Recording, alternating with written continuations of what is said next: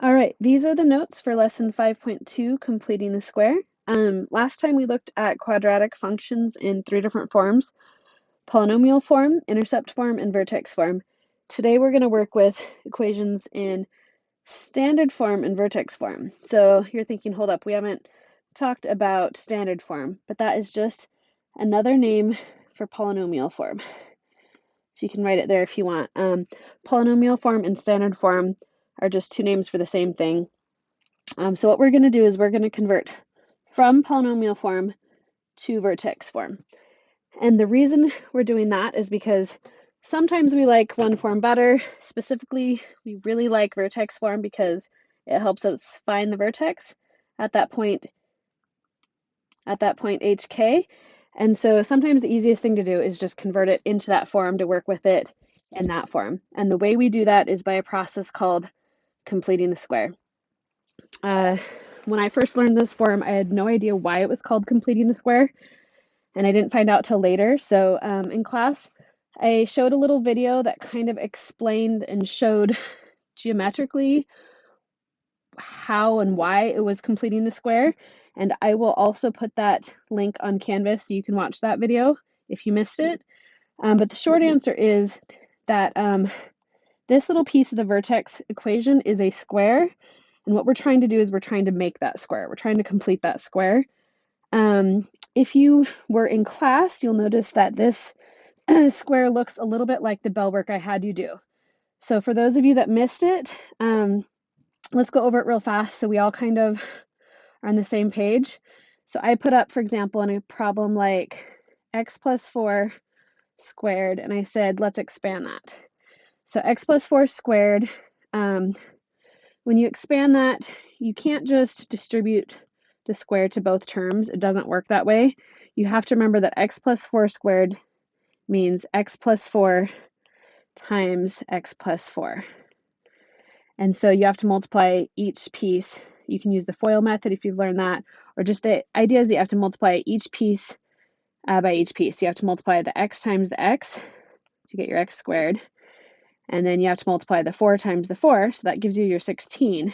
But you also have to do the x times the 4, so that's 4x, and then this 4 times this x, so that's another 4x.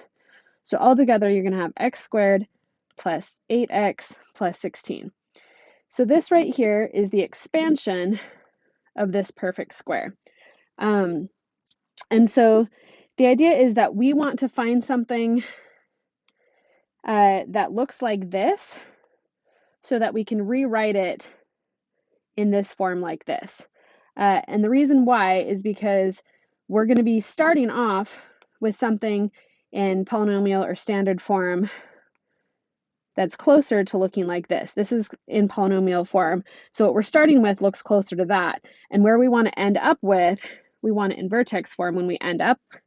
And so we want it to end up in this perfect square form written like that. So this piece here at the end, this is the perfect square that we're trying to build. That's what we're trying to find. So that's the idea. Let's go ahead and go back to the notes. Now, the great thing about completing the square is that it is a step-by-step process. And so if you follow the steps, then you're going to get the right answer.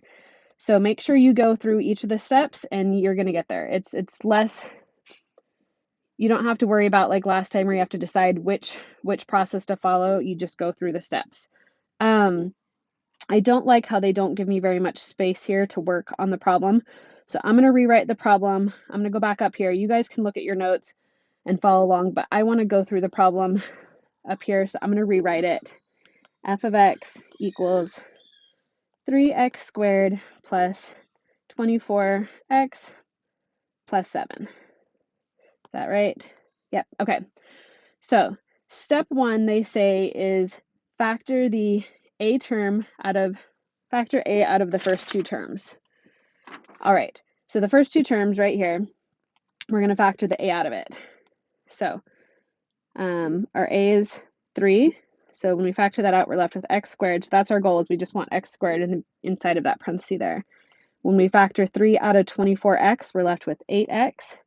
And then we're leaving this 7 outside the parenthesis. So we remember we only wanted to factor a out of the first two terms. Now in the notes, it says make a fraction if necessary. What they mean by that is this 24, maybe it's not divisible by 3, in which case, instead of getting 8, you'd get some sort of decimal or fraction, and that's okay. So make a fraction if you need to, but you still have to divide this 24 by your 3 or this 24 by your a, and that's okay if you get a fraction.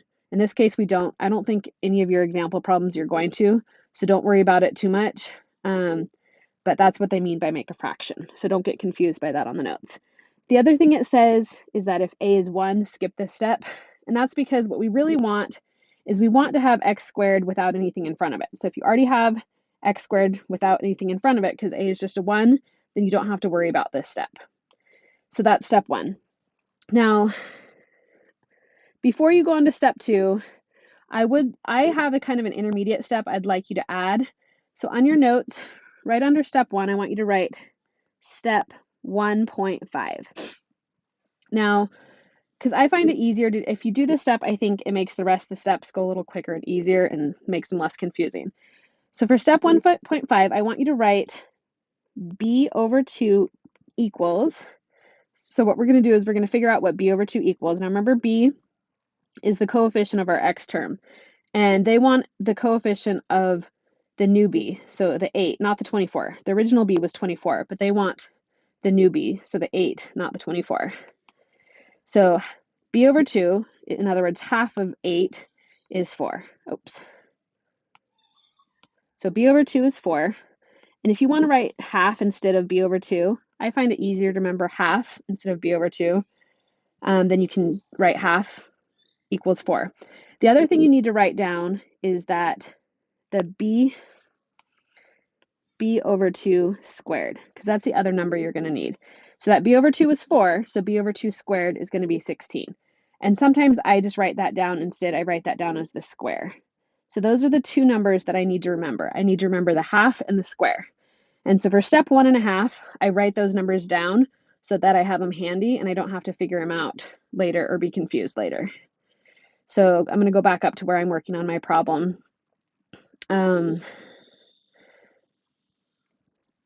So my half equals 4 and my square equals 16. All right, so step 2 says that within the parentheses, we're going to add and subtract the square. So we already figured out what it is. It's 16.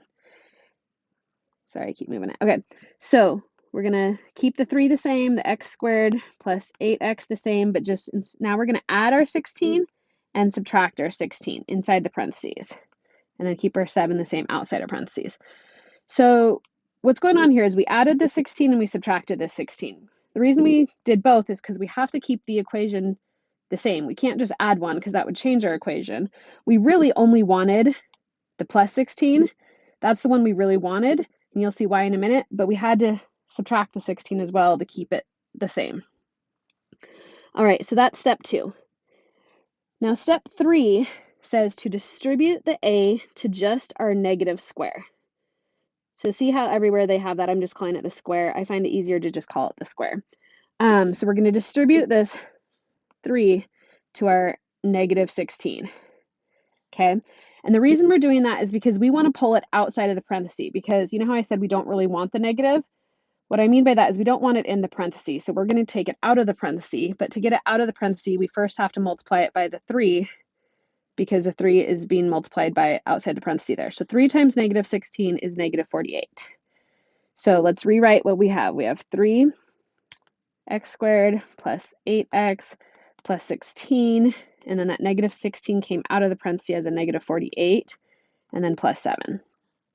All right, so that was step 3. And again, in the notes, it says if a is 1, skip this step because there's nothing to distribute. All right, so our last step says to make the perfect square and combine the outside constants. So this is like the last step, but it's also the most important step. This is why we did it. So this right here in our parentheses is our perfect square. So if we go back up to, remember our bell work, do you notice that that's the exact same thing we had in our bell work, x squared plus 8x plus 16? And so that is the same as x plus 4 squared. So do you see that right there? Let me highlight it.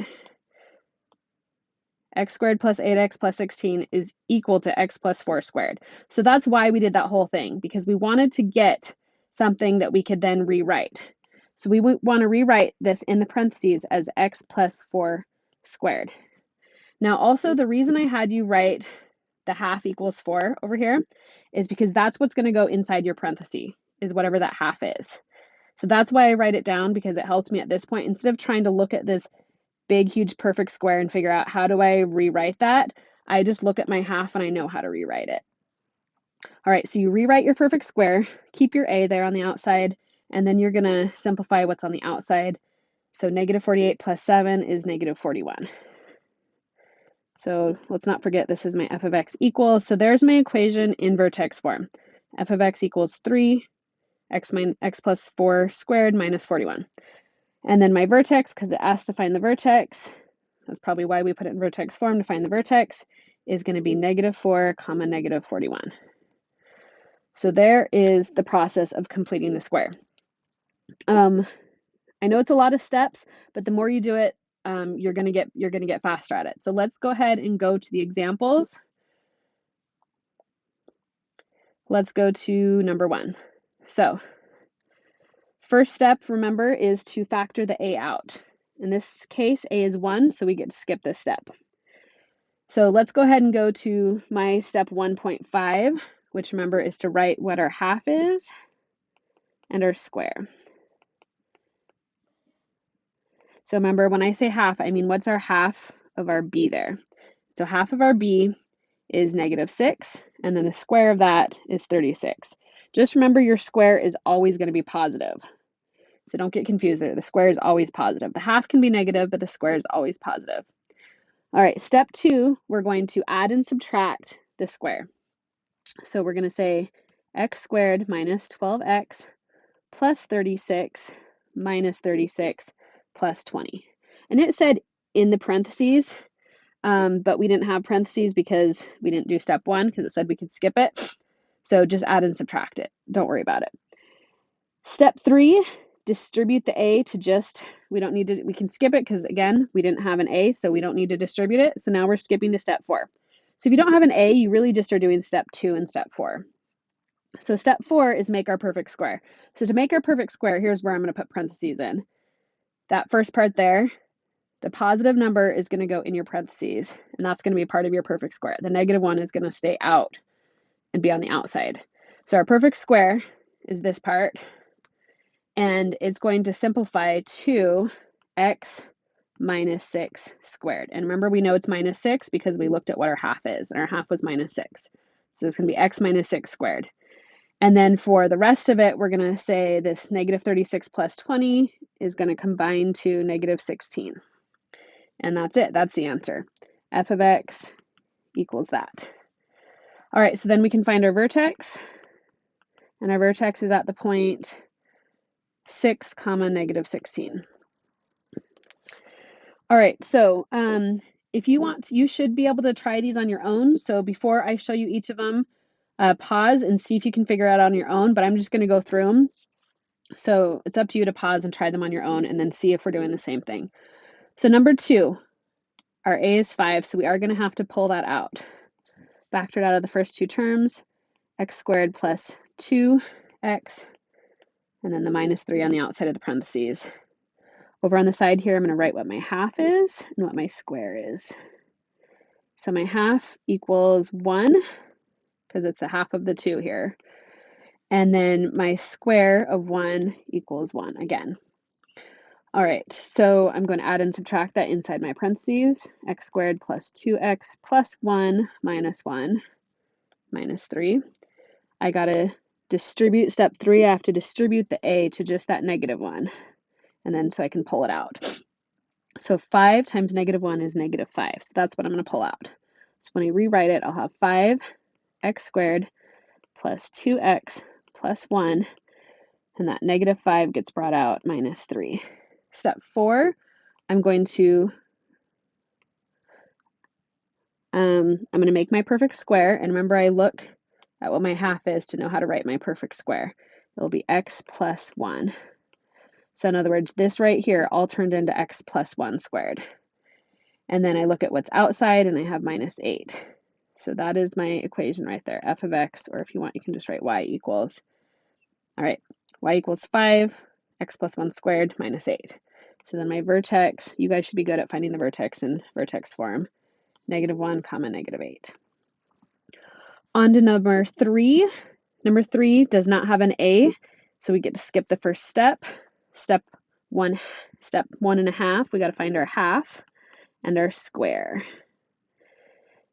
And to find our half, we're finding half of what? Half of 7. Well, half of 7 is 3.5. And what is the square of 3.5? Go ahead and plug it into your calculator and you get 12.25. So those are my two numbers. I just love having them written off to the side. It makes it so much easier. So on to step 2, we're going to add and subtract that 12.25.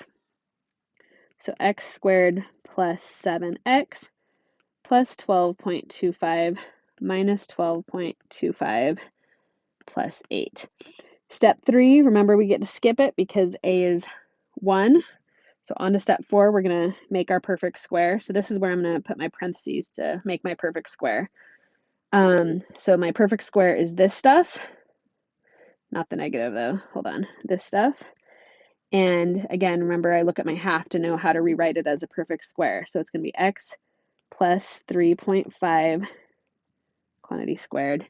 And then I combine what's outside, and that combines to -4.25. I'm going to write it as y. Y equals that. So there's my equation in vertex form, and then I find my vertex. -3.5, comma, -4.25. All right, number 4. Number 4, we do have an a, and our a is -2. So we just have to be careful with the -2 that we factor out the negative and the 2. So we have -2. Inside the parentheses, we have x squared. When we factor -2 out of 28, we're left with -14x. Because 28 divided by -2 is -14. Remember, we're leaving the 11 on the outside, the -11 on the outside. Okay, my intermediate step, we want to find our half and our square. And our half, again, we're looking at half of this -14. So half of -14 is -7, and our square of that is 49. Remember, our squares are always positive. Okay, on to step 2. We're going to add and subtract our square in the parenthesis. So we have -2, x squared minus 14x. Then we're going to add our square and subtract our square, and keep that 11 out there. Step 3, we're going to distribute the a to just our negative square. So we're going to take that -2 and times it by the -14 so we can pull it out. -2 times -49 is positive 98. So that's what we're going to be pulling out. So when we rewrite it, we'll have -2 x squared minus 14x plus 49. And on the outside, we'll have plus 98 minus 11. All right, so right here is where we can rewrite our perfect square. Remember, we look at our half to know how to rewrite it. So we have -2x minus 7 squared. And then on the outside, we combine those to get plus 87. So that is our equation in vertex form. And then our vertex will be the point 7, 87. All right, so hopefully those are starting to feel manageable. When you start doing them on your own in the practice, or hopefully you're doing these examples on your own, you'll start to see that they aren't too bad, especially if you do this intermediate step where you write the half and the square. And if you don't like using the words half and square, you're welcome to instead write b over 2, like equals -7, and then b over 2 squared would equal your 49 for this example right here. So write it whichever way you want, but write those two numbers because those two numbers are the numbers that you need to do the process. All right, number 5 is a little different. Number 5, we're starting, they give you the problem in vertex form, and they want you to put it into standard form, or in other words, polynomial form. So to do number 5, again, this is where the bell work comes into play. The first step you're going to do is you're going to look at this square, the perfect square, and you're going to expand it. So it's kind of the backward process. In the past, you had the expanded form and you put it into this squared form. Now you're going to take the squared form and expand it. Once you expand it, then it's just a matter of distributing the -3 or the a, and then combining like terms. So for this one, I'm going to start with x minus 4 squared, and I'm going to expand that. So x minus 4 squared means x minus 4 times x minus 4. So x times x squared, negative, and then x times -4 is minus 4x. -4 times x is -4x, and then -4 times -4 is positive 16. So I have x squared minus 8x plus 16. So that's the expansion of my square part. So I have to take that and distribute this -3 to it, and then I'm going to add my 30. So to distribute my -3, let's go back to blue here. So we'll take our -3 and distribute it to each of my terms. So -3x squared, and then that's going to be a positive 24x, and then a negative 48, and then we still have this plus 30 on the end. So last thing is just combining these two terms at the end. We have -3x squared plus 24x minus 18. And so this is now the function in standard form. So that's the process going backward.